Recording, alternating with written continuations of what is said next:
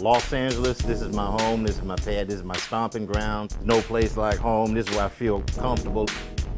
And real deal characters are all from LA. They live here, they die here, they do their thuggery here. These are their streets, this is what they know. None of them moving anywhere else. This LA is their home.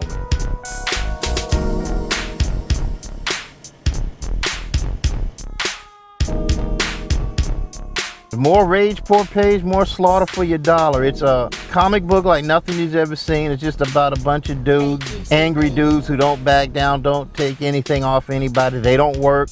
They just kind of do what they want whenever they want. They came up in the 70s and stuff, and they kind of stuck in the 70s. They never left it.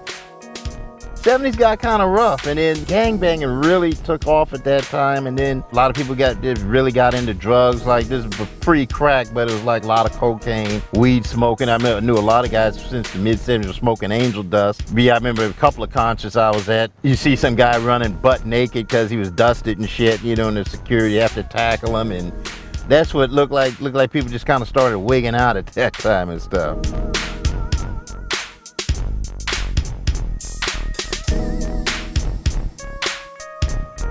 Oh shit, I started drawing when I was 3. It was just in me. I remember at the time the Wonderful World of Color was on, Disney on Channel 4, and they used to have a Black Panther paper, and they had like people fighting the pigs, and the cops were actual real pigs.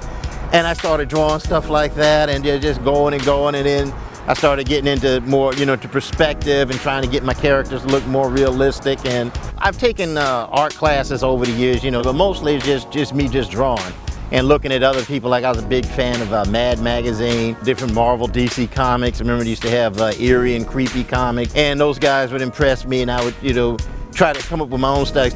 And then later I used to push myself for realism, and later I found I like my style where it's like semi-realism. Like, my face is a cartoony, but I try to have the bodies and hands realistic. Slam this, punk. Real deal is your inner rage, like your inner id. Like, GC does things that you can't do, you wish you could do, but these guys, everything is just no holds barred. It's like the first thing comes to their mind, they do it, and they don't give a fuck. That's why I always admire people like that, when they make a move and nobody backs down, nobody apologizes, and it's kind of like they live in their own world of madness.